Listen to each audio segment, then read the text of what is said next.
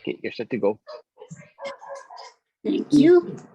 Good morning. I'd like to, are we okay? Yes. I'd like to call the meeting of the Hawaii State Ethics Commission to order. Today is February 16th, 2022, and the time is 9:03.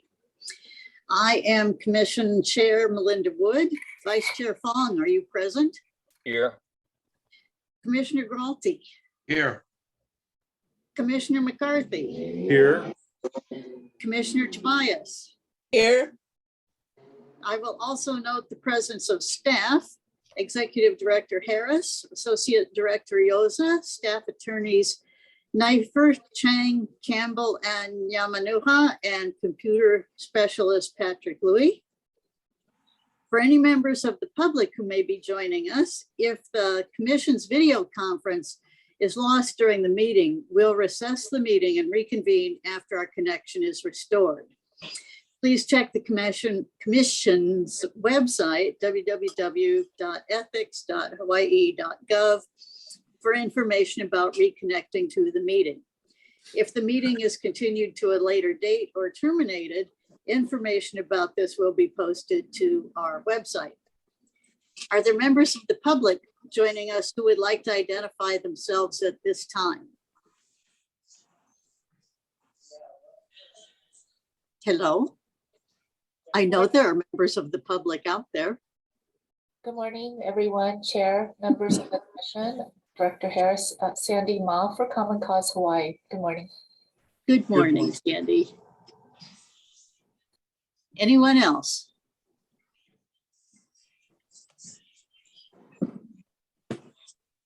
No other members of the public out there? We do have one other participant, but they may not want to introduce themselves, which is fine. Okay, that's fine then. So let's get to our agenda for today. The first item on our agenda is the minutes of the January 19th Sunshine Law meeting. So for consideration and approval of the minutes of the January 19th meeting, do the commissioners have any other comments or corrections to the minutes?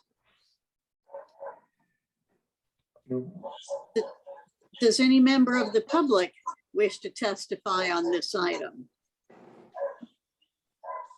Hearing none, may I have a motion to approve the minutes of the January 19th, 2022 meeting? So moved. Second. Okay, we'll do the roll call vote. Vice Chair Fong. Aye. Commissioner Gralty. Aye. Commissioner McCarthy. Aye. Commissioner Tobias. Aye. And the chair votes aye. We'll move on to agenda item 3, which is consideration and approval of the minutes of the February 3rd, 2022 meeting. Okay. Excuse me, Chair. Excuse me, I think you skipped item 2, approval of the executive session minutes. Oh, I'm sorry. Yes, you are right. I did. I'm jumping ahead of myself. Sorry. The executive session minutes from our January 19th meeting. Do the commissioners have any comments or corrections to the minutes? Hearing none, does any member of the public wish to testify on this item? And so may I have a motion to approve the minutes of the January 19th, 2022 executive session minutes? So moved. Second. Okay, Vice Chair Fong, Aye. Commissioner Gralty, Aye. Commissioner McCarthy, Aye. Commissioner Tobias, Aye. and the chair votes aye. So now we will move on to the minutes of the February 3rd Sunshine Law meeting. Okay, do the commissioners have any other comments or corrections to those minutes? And does any member of the public wish to testify on this item? Hearing none, may I have a motion to approve the minutes of the February 3rd, 2022 meeting? So moved. Second, Second. okay. Vice Chair Fong, Aye. you got to sound a little more enthusiastic. No, that's Aye. okay. I'm on my first cup of coffee. Aye. That's what I figured. Commissioner Gralty, Aye. Commissioner McCarthy, Aye. Commissioner Tobias, Aye. and the chair votes aye. So we will move on to agenda item 4, the executive director's report. And this is you, Rob, take it away. Thank you, Chair. We do have a full agenda, so I'm going to try to be a little quick. Please feel free to jump in if anybody has any questions. So first, starting with the statistics report, we have 439 participants in our educational programs, a fairly high level of participation in the general ethics training, and fairly high number of lobbyists who participated, which is a great sign. And obviously it all happened before the recent news, so more to add to that in a second. With regards to number of completions over the cross-state employees, numbers are relatively consistent with prior reports. Obviously, trying to push up the number of employees who participate in our ethics training is a part of our legislative package, which we'll also discuss in a second. And then total number of statistics is in your attachment number 3, which shows the 76 attorney of the day reports in January. Total number of complaints was 5, gifts, invitation to travel 5, 6 guidances, 1 record request, and a number of assignments that were closed in January is total is 19.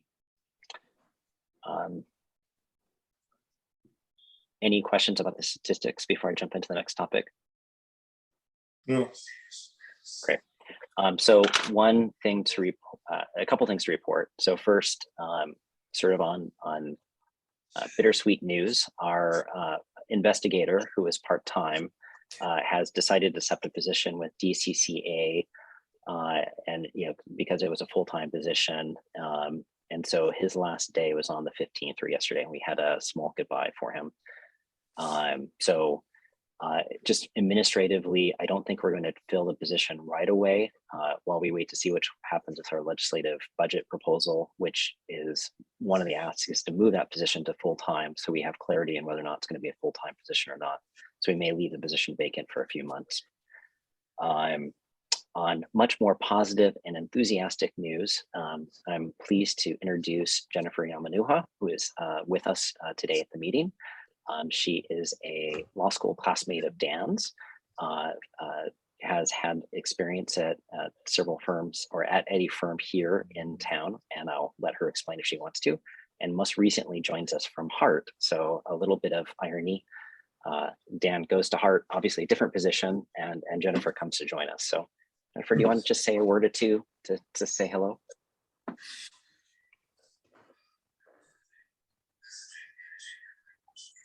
She's on mute. Hi, everyone. Thanks for having me here. It's an honor to meet everyone. I'm from Hawaii originally, went to law school on the mainland, worked in New York for a while at a large law firm and in-house at a couple of places.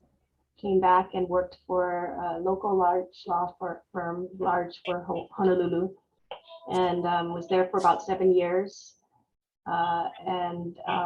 Then spent the past year and a half at Hart, which was very interesting. Dan called me and kind of got my impressions before he made his decision about working there. And I said, I thought you were trying to stay out of the spotlight. But that's not really a quiet, wallflower place to be.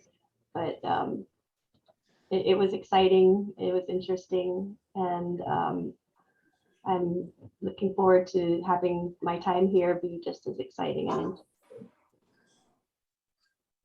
Really glad to have Jennifer on board, and look forward to having sort of a full staff attorney group. And obviously look forward to having an opportunity for all of you to get to know Jennifer a little bit better as well. Right. Welcome. Yes. Welcome. Thank you. This is easier than private practice or hard? It's a different kind of practice because you're doing both investigative as well as legal. So it's a little bit different than what you're used to, but we're happy to have you and welcome aboard. Thank you. Also, may I welcome you on board, and any tidbits you want to tell us that about Hart that may be non-confidential that we should know? Like, where is it going to end? That's a rhetorical question, Jennifer. If you don't have to answer it. The project goes on, I'll say that. Anyway, welcome on board. Maybe it'll come to Kauai someday. Yeah. So- The rail? I don't think so. No, no. Oh, why not? Well, Why not? They can build a tunnel from France. tunnel- You really make it Why all in not? one, and you think it's gonna make it to Kauai? The 75-mile tunnel. All right, I'm gonna grab back the agenda for a second here, guys, because again, we do have a lot to talk about. I also wanted to thank all of you for participating in the February 3rd meeting to talk about legislative issues. We did have a lot to talk about, and I know that meeting went a little long, so I appreciate all of your participation. Obviously, you're all aware of recent news that's been in the media that is disappointing, problematic, troubling, and we could spend a great deal of time talking about it. From a legislative perspective, it does change a few things, and I do want to just briefly touch upon it. It is not, I think it will be announced today that there is an intent on the House side to create a committee to make recommendations on potential solutions or ideas that could be implemented this legislative session and then moving on forward into next session. And so I think there'll be an announcement about that shortly. I know Sandy Ma has been asked to participate. We've been asked to participate, and as well as the Campaign Spending Commission. Obviously, task force can be productive and come up with some good results. I think we're going to go into it with that hope and the opportunity maybe to talk about sort of maybe more broad systematic changes that'll sort of help improve the situation. And so obviously open to have input from the commission on things that they think really need to be addressed. We have prepared or are in the process of preparing some recommendations, and we can certainly circulate that and have that part of the next Sunshine Agenda as well. Also, go ahead. I don't know if I'm jumping the gun, but does the creation of the task force mean that we're probably not going to hear any bills on gifts until such time as the task force submits its report and recommendations? Are we off the hook, so to speak? The government committee is doing decision making in 13 minutes.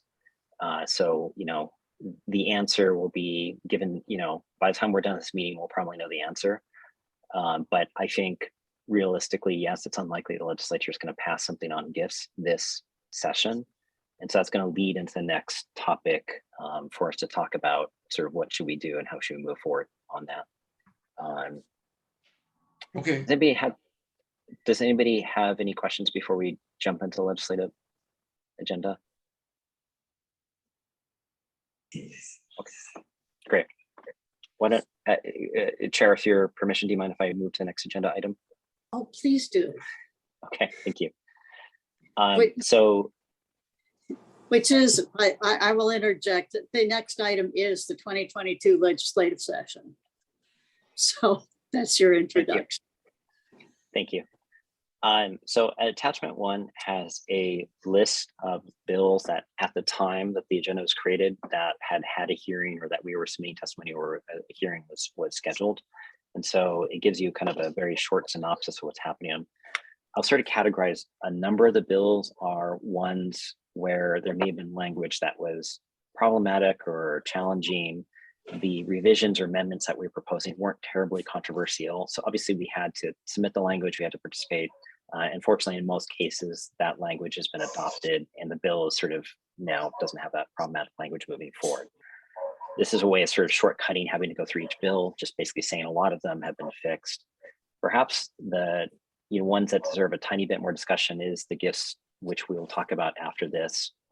In addition, there is two bills moving that would require any amount. So anybody who participates in a high profile board or commission, there are a total of 18. They include like the Land Use Commission, they include the Ethics Commission, is required to file a financial disclosure, and some of that information is public. There is a bill to require all amounts to be redacted. So essentially a property would be identified, for example, but no amount information about that property. Income would be identified, but no money, no information about how much it is or was would be revealed. On the House side, they deferred the bill. On the Senate side, they are sort of actively moving forward with it. And they are asking for input on ways to try to bridge the gap, to still redact, but try to provide sort of more information or to do more positive steps to address the conflict of interest issue. So we're still in conversation. I bring this up just to the extent that any of the commissioners wants to provide input on this or talk about it at all. Do you want to talk about it now or later? Again, I don't know if we have to belabor it. I mean, so the position that the commission has expressed is twofold. One, we support more transparency, and that's a public policy call for the legislature, but we've made the arguments why more transparency is beneficial. There have been statements made by the proponents of the bill that there's over 300 vacancies. We just make the observation that all those vacancies are essentially with the commissions and boards that are not public, are not required to publicly file. Essentially, the high profile boards and commissions, tend to be filled. There's only one vacancy that we're aware of. We also make the recommendation that if this does pass, it's going to require us to spend money to reprogram our online software that allows people to file online, and it's going to take time. So we've asked for money, we've asked for time. So, in general, we're okay with that. The ask that the Senate has given is sort of, we don't have a staff recommendation at this stage, which would be is how could we sort of try to more proactively address conflicts of interest if this information is not public and not visible. The only reason I ask is I think it's a question of do we put a dollar amount or not a dollar amount in regards to our assets, etc. And you're telling us that you folks haven't given us a recommendation yet, or you're just thinking about it? So currently, everyone who files who has this public disclosure requirement has to put a dollar amount in a tier. So there's 0 to something, 100,000 above, and so on. There are tiers, and that's what's publicly visible. What the legislature or the bill is proposing is just everything would be blanked out. You'd see no amounts. And so we've opposed that by saying that we prefer, and this is a position we've had previously, more transparency, and with eliminating the amounts is going to reduce that transparency. And we can get into more specifics if we want. The Senate seems interested in going ahead and passing the bill, and they've asked us for additional language that potentially helps more broadly. So for example, and I'm not saying we recommend it yet, but for example, requiring the agencies to proactively do conflict checks, and if they have any questions, to reach out to the Ethics Commission. So they would look at the properties and names and sort of proactively try to do conflict checks with every agenda. There's some issues with that, and pragmatically, would they actually do it? So again, we don't have a recommendation on this language the Senate's asking for, but we're still talking and discussing it. But we're still in favor of having a dollar amount, a range. Correct. I think range, not exactly. Okay. Correct. Okay. Thank you. Sure. No, thank you for the question. I'm going to go ahead and move on to the gifts discussion, and to address Commissioner Gralte's question. I do think we're sort of in a slightly different world as a result of recent news. So I don't think the pressure necessarily to have to address this question right away is as front and center. Would it be worthwhile for me to go ahead and present the presentation at this stage? Would anybody have any I- objection if I were to put the presentation on? I'd like to hear it, see it. Yeah, that's a good idea. My suggestion would be to hold off until we get the task force recommendations, then we're going to respond to it. So right now, to listen to the research, I assume, that you've done and the staff has done, seems a bit premature to me anyway. So up to you though, but I like short meetings. I hear you. I pledge what I was going to do is try to ram through the presentation very quickly. What we had Okay. done before is had each staff prepare different sections. I'm just going to skim through it. All right. One of the asks is we did prepare a quick guide for legislators, which the idea is it's sort of just trying to resolve some of the ambiguity. And so we would like the commission to consider and essentially approving the quick guide, and we can issue it. It might try to help some problems right now. Guidance doesn't have the force of law, but it can certainly show where the Ethics Commission is and hopefully try to resolve some of the concerns. So could you give us some examples or an example from the guidance that's been developed thus far? There we go. Let's see if I can, hold on a sec, I'm going to try to present if I can from.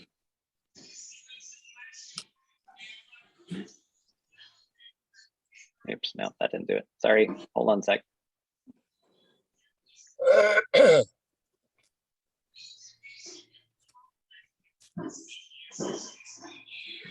So I apologize. Is that legible for people Yes. to see? Yes. Okay. Yes. Yes. Clear. So- It's Okay, so I centered. apologize. All right, thank you. So again, as and I agree with Commissioner Galti, we have a lot to cover, so I want to try to move through this quickly. So these were the questions we originally had proposed. Should we change or clarify the existing rules? And we're going to go walk through some of that discussion.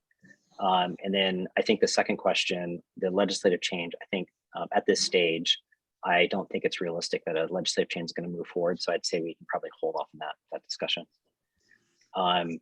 So again, just as a reminder, existing gift law, this is the statutory, is if there's any reasonable inference that a gift is offered to influence or reward a state official for performing official action. This is our codified three-part test that we've used. That's a part of the administrative rules. I think part of the challenge that we are going to see that legislator expressing is that there's not the bright line, there's not the clear guides, and that trying to apply a three-part test is problematic from them. So what gifts are okay? Obviously, we know that even from lobbyists, we do allow gifts of lay, we do allow branded items that are of nominal value, including pens, calendars, gifts, etc. So some of the concerns that I have heard from legislators, and I'll, for example, give an example of the speaker gave a presentation where he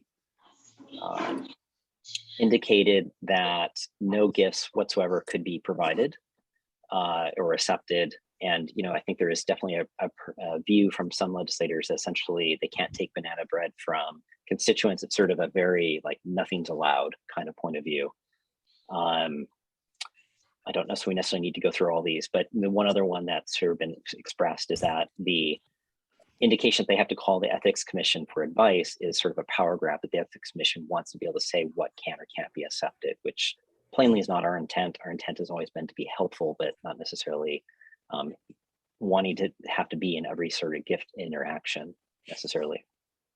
Robert, So before you go on, being military, what is this from the military? Unable to take free parachuting / gifts? What does that mean? You mean you get to jump out of the plane for free? correct. So I mean, the military will frequently invite community members and legislators to participate in things that are supposed to show off the military. And so I think there's an argument that legislators make that this is a protocol gift from another government, and they should be allowed to take these things. Typically, when we analyze it, we ask, is there a state public purpose? So, you know, if it's a helicopter ride to go look at endangered plants for a particular reason, that's something we might say yes Well, to. So But it's if there's not no, the legislator jumping out of the plane, but it's actually watching in this case, the troops. no, in this case, a legislator was asked to jump out of the plane, and they were advised not to. That's- Although that's there, great. there's definitely some humor in that. I don't know what our- legislator would want to jump out of a perfectly good plane unless they're getting paid. Okay, thank you. Oh, Yes, it's I free apologize. water. Okay, It's so free I'm water gonna from Red Hill. hopefully not free water from Red Hill. I'm gonna go ahead and skim down to the quick guide, and so apologies if this moves on your screen kind of quickly.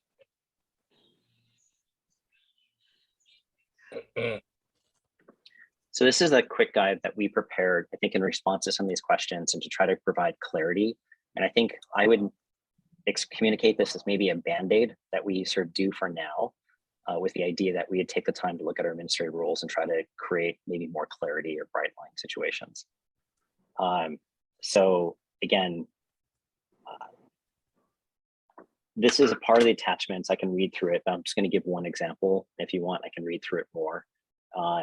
And so, for example, may a legislator accept a modest gift from a constituent, such as a homemade bread or box of cookies? Yes, so long as the constituent is not a lobbyist, nor asking legislator to take official action that directly benefits the constituent. So the idea is to try to nail the, I can't take banana bread from a constituent, basically say, no, that's fine. And try to create a little bit of clarity there. There's other examples about lays, eating food at an event. So we're indicating that if a legislator participates in a community event and the food's not provided by a lobbyist or someone else seeking official action, they may attend. Part of it's also whether or not the event is open to the public for everyone or not. And so the idea is just trying to provide some bright lines and clarity here for legislators. Let me ask you a question, Bob. What is very typical is that a lot of the Chinese organizations, since I belong to a few, would invite the legislators to, let's say, a spring banquet, which is like a 7-course Chinese meal at a restaurant. Is that okay? So I should also say he prepared this, and I want to make sure he gets recognition for having spent the work and putting this together, and I made it colorful. So I just want to make sure that the credit goes to whose credit's due. So the question would be, Let me real quick.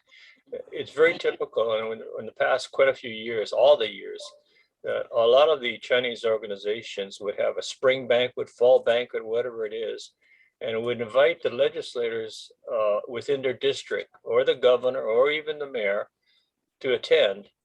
And it's normally a 7-course Chinese dinner. It's not a heavy poo-poo. It's a dinner. Can they accept that? so again, squarely reading what we've put down here, they may attend it if the food's not provided by a lobbyist or someone seeking official action from the legislature. Okay. There may be a question about the value of that dinner, like if it's a really 7-course, if it's going to be a really expensive dinner.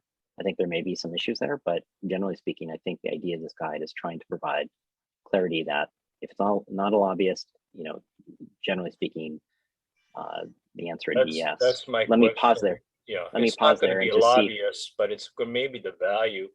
Like everybody's paying $45 for the 7-course dinner. Can they accept that? So let me pause here and ask if any other staff want to give input on this. We do have a provision in our administrative rules which would allow legislators to accept invitations from nonprofit organizations to special events, either for fundraising purposes or to bring awareness to the nonprofit organization. And so our rules provide that if the nonprofit organization invites a legislator to attend that kind of an event for protocol purposes, they're in their official capacity.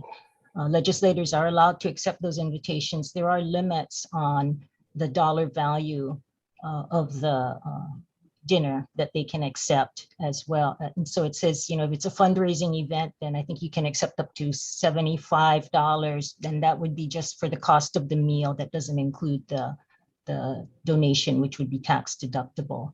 And then there's an annual limit on that as well. So there are provisions in our rules to allow legislators to accept those types of invitations. So if everybody is paying $45 for that spring banquet, and we invite the legislators and they can come then. I mean, it's less than 75, is that what you're saying? Right. Okay, thank you. The So, only reason and I let's, asked is so that the organizations that I know, if they're hesitant on inviting, I'm gonna say, yeah, you can, but under 75 or, is that right, Sue? Yeah, and if they have any questions, they can always contact us Sure, before they.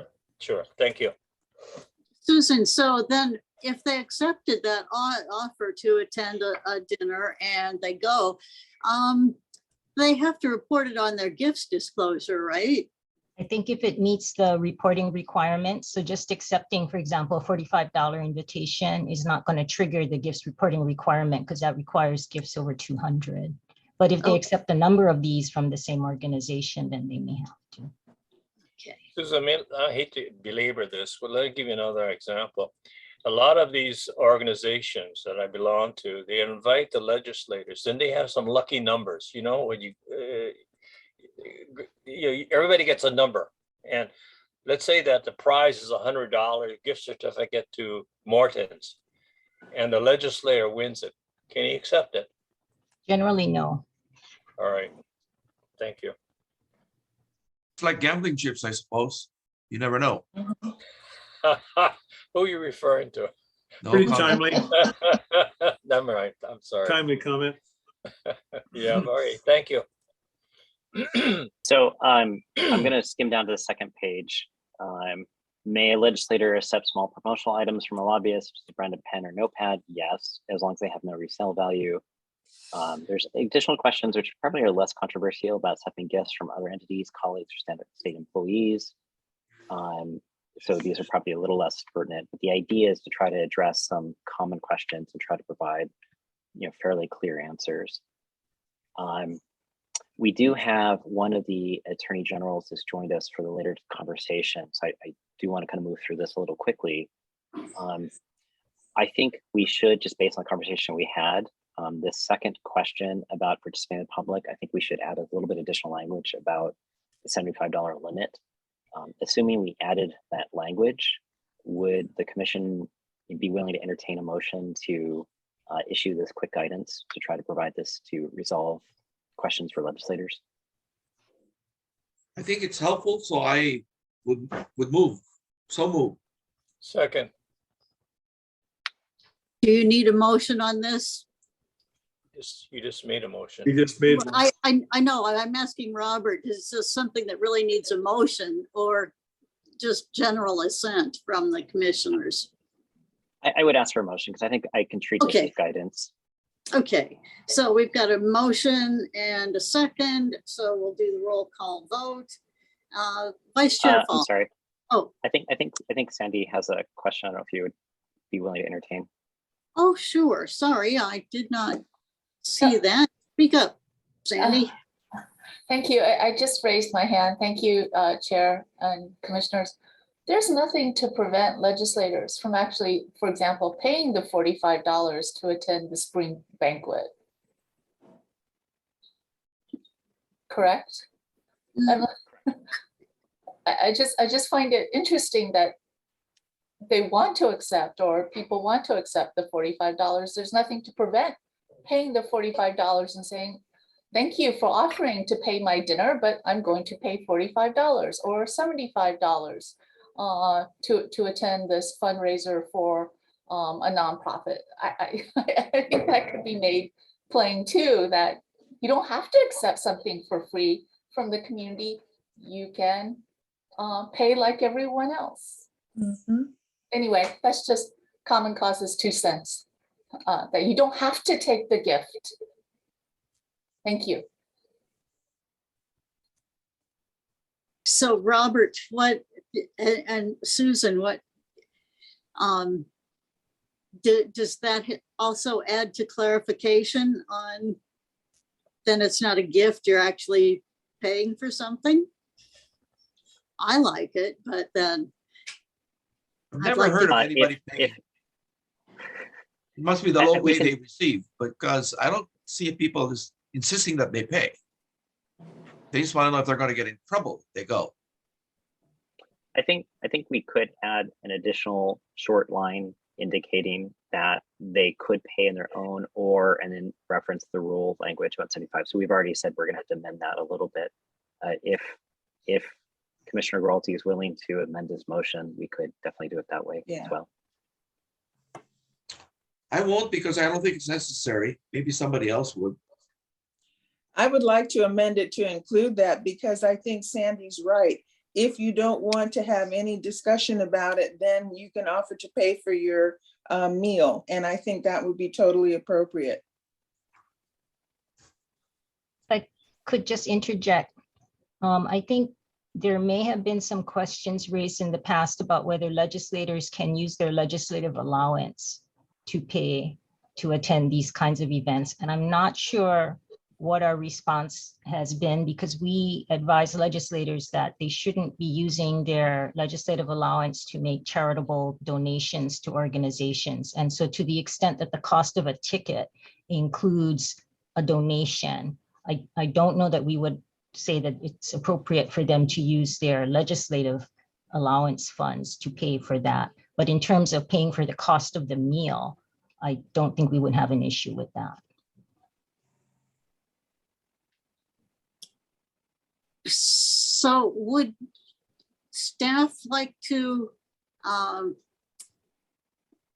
fine tune the language on this one a little bit before we actually take any action on it? Would that be most helpful to get to massage this for real clarity for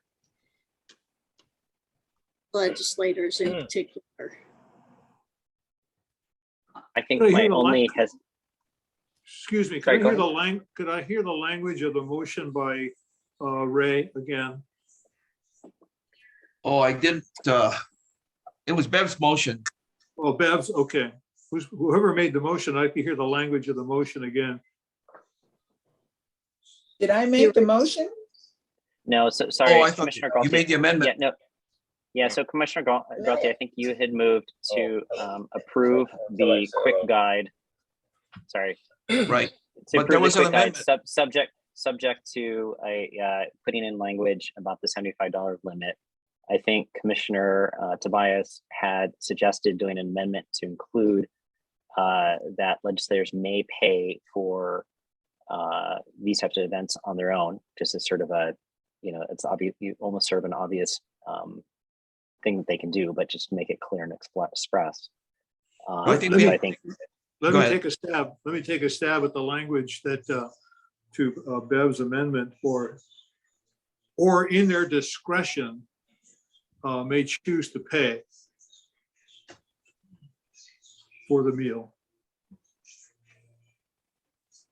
Say it again, Harry. I lost you. Or in their discretion, they may elect to pay for their own meals. Could I add a little bit to that and say, out of their personal funds, not from their legislative allowance? Yeah.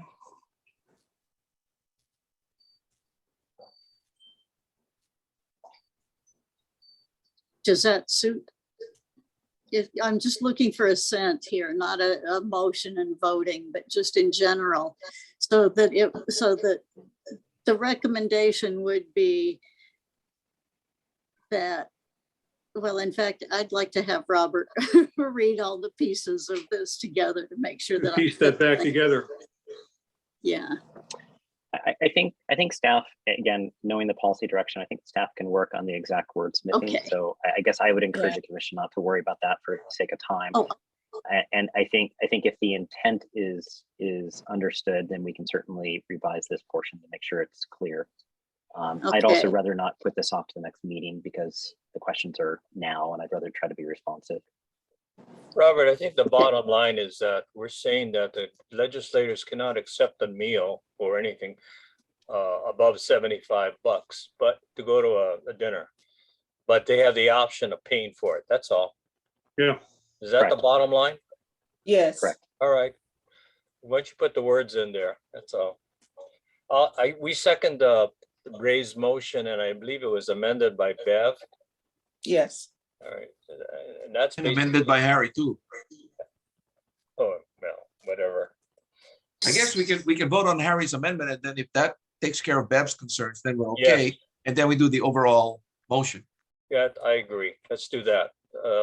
With the motion to amend first, and then the motion as amended. Right. I thought we didn't want to do anything until the staff had kind of tweaked it and made it, I guess, more understandable, or do we still want to go ahead with the motion? Let's go ahead with the motion. If they think we should, I think, if they want to amend that or they didn't like the language, they can come back to us. But the Okay. general gist is there, you know, you hit the nail on the head that if you don't want to accept it, Alright. you pay for it, that's all. I And heard think Rob say Harry we made- need it now. Yeah, and Harry So we should do- made it sound a little better. No, just joking. No, I don't think so. I think Well, we got to vote on something. Let's vote on Chair. Harry's amendment, if it's approved by Bev, if we can get on with this. Yeah, Okay, so let's vote on the amendment to the motion. And I think that was still Bev's motion, right? I mean, amendment. yes. Yeah, okay. So Robert, I'm a little lost here in parliamentary procedure. So Bev made a proposal to amend this. She has moved this, do we need a second to her proposal and a vote on that? Or do we No. need to vote first? Every on the- motion needs a second. I know, I'm not Correct, finished. Correct. But do we start with that or do we start with the original motion that Ray made? So we would have to vote on the amendment, approve the amendment, and then we have to go back to the original motion about whether or not that gets approved. So I'd actually suggest, for the sake of clarity, just because, and not to slight Commissioner Tobias, but Commissioner McCarthy gave some specific language, maybe it could be Commissioner McCarthy's motion to amend, and I guess you can ask if there's a second. Okay, Is there a second? I'll second it. And then if you want, Chair, you can call for a vote. okay, so this is on the amendment. Okay, so Vice Chair Fung, Aye, Commissioner Galti, Aye. Commissioner McCarthy, I, Commissioner Tobias, Aye. and the chair votes aye. Okay, so now we go back and we vote on. The amended motion. The main okay, motion is amended. it's Yeah. called the Main- motion as amended. Okay. Okay, so, and Ray, you're the one who, would you like to restate your, Yes, I'd just like to make the motion that we adopt the, is it the quick guide? The quick guide as amended. I'll okay, second that. I second that already. okay.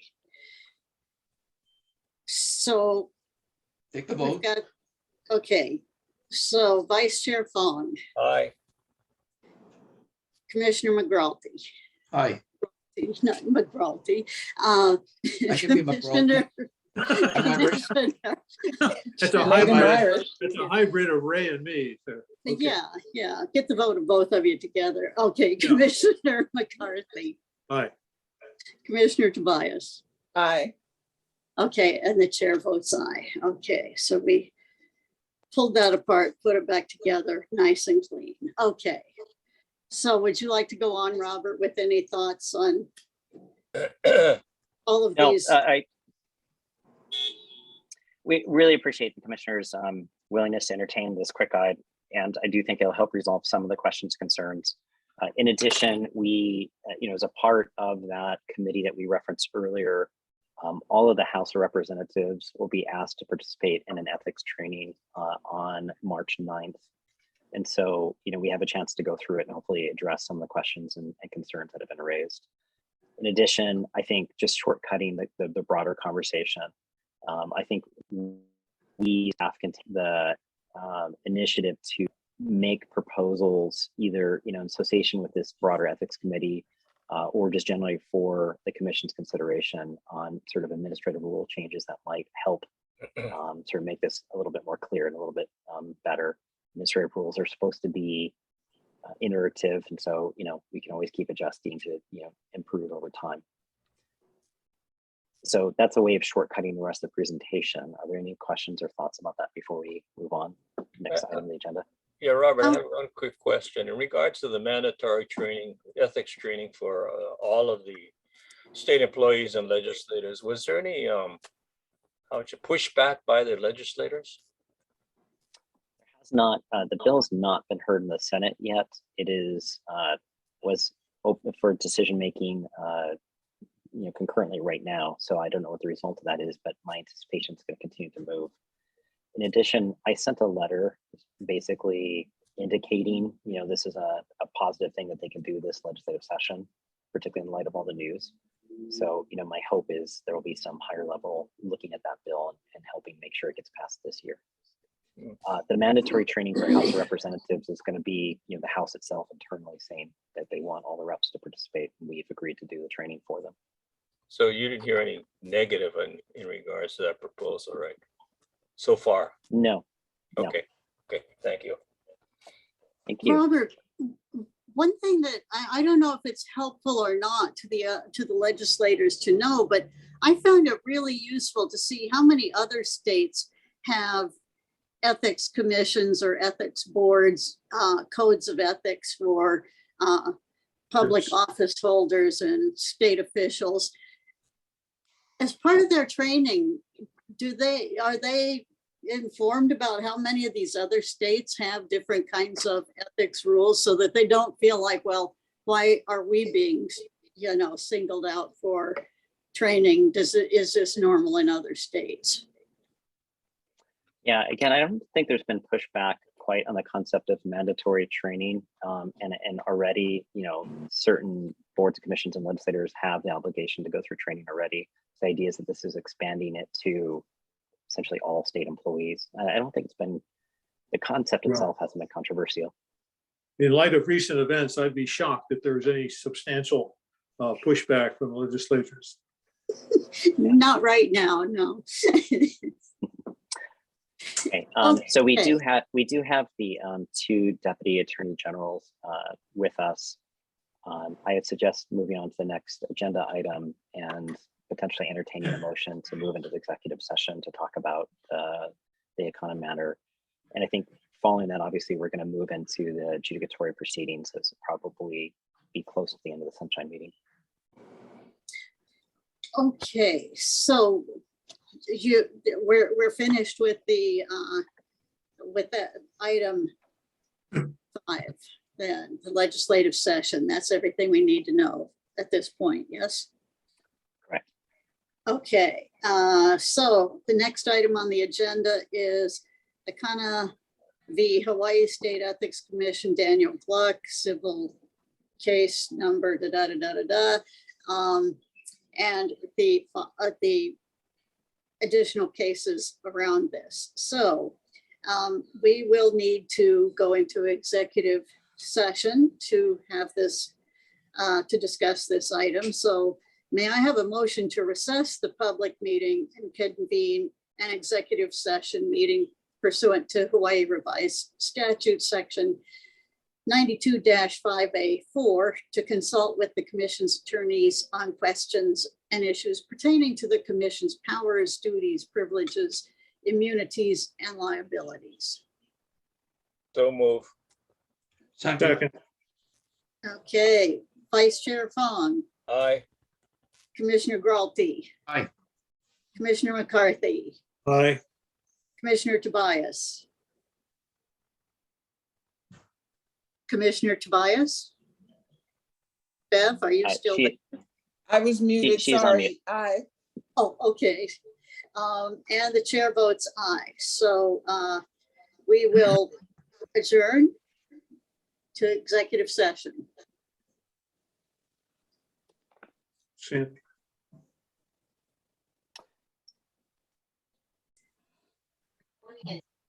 Okay, now we are back in session for the public meeting. Are there any questions or comments from the commission? Or does the, no, public can't testify on this item, can they, Robert? Because we don't, the public wasn't in on our executive session. So I think you can skip through that. Okay, so, so we can move on to agenda item 7, which is adjournment. So moved. Don't everybody jump at once. I'll do the roll call vote. Vice Chair Fong, Aye. Commissioner Galti, Aye. Commissioner McCarthy, Aye. Commissioner Tobias. Aye. The chair votes aye, and so let's take a 6-minute break.